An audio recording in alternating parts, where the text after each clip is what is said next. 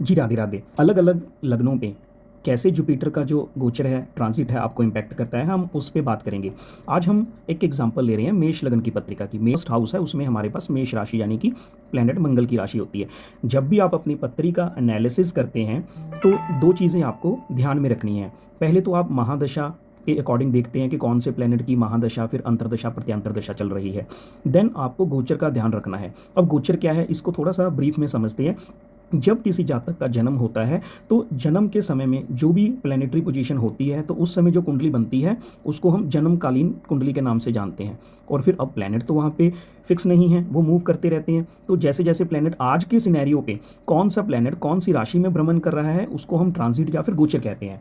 तो आज 1 जून 2026 को जो जुपिटर है, जुपिटर ने अपनी राशि चेंज करी है, वो कर्क राशि की स्टार्ट हुई है। अब कर्क राशि में जुपिटर जो है वो उच्च के होते हैं। अभी को पता है कि जुपिटर की दो राशियां होती हैं, एक धनु राशि और एक होती है मीना राशि। धनु राशि 9th भाव में आती है मेष लग्न के लिए और 12th भाव में आती है आपकी मीना राशि। जातक के चौथे भाव में जुपिटर का समीकरण आएगा। अब उनके लिए ये समय अच्छा होगा क्योंकि उनके भाग्य कारक हैं जुपिटर, लेकिन 12th भाव के रिलेटेड उनको थोड़ा सा दिक्कत परेशानी रह सकती है। दिक्कत परेशानी में क्या है, 12th भाव आपके भय का है, खर्चे का है। ये आपकी एनर्जी, आपका पैसा, आपके रिसोर्सेज को व्यय करता है। लेकिन यही भाव जो है वो आपकी इन्वेस्टमेंट का है। जब जुपिटर चौथे भाव में आता है तो चौथा भाव आपकी माता का है, आपके व्हीकल का है, आपके सुख स्थान का है। तो अगर हम ये बोलें कि आपकी इन्वेस्टमेंट हाउस की एक्टिवेशन आपका महादशा लॉर्ड दे रहा है और जुपिटर का जो ट्रांजिट 4th हाउस में हो रहा है,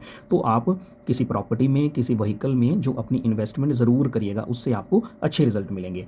अब जुपिटर अपनी उच्च राशि में ट्रैवल कर रहे हैं तो डेफिनेटली है आपको भाग्य का साथ मिलेगा, आपको अच्छे पैसे के अवसर मिलेंगे, प्रमोशन हो सकती है, आपकी बिजनेस के पॉइंट ऑफ व्यू से भी अच्छा है क्योंकि जब जुपिटर यहाँ बैठ के अपनी दृष्टि जो है वो 7th दृष्टि 10th घर को भी देंगे, तो प्रोफेशनल लाइफ के पॉइंट ऑफ व्यू से भी ये चीज़ें काफ़ी अच्छी हैं।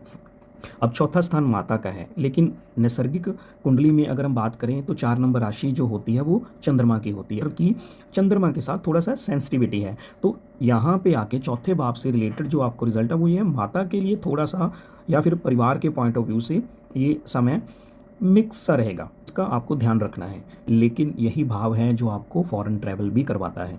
तो इस सिनेरियो में फॉरेन ट्रैवल के 9th भाव लॉन्ग ट्रैवल है और 12th भाव आपके फॉरेन को दर्शाता है। तो ये वाला ट्रांजिट मेष लगन के जातकों के लिए अच्छा हो सकता है, उन्हें फॉरेन ट्रैवल के चांसेस भी मिल सकते हैं।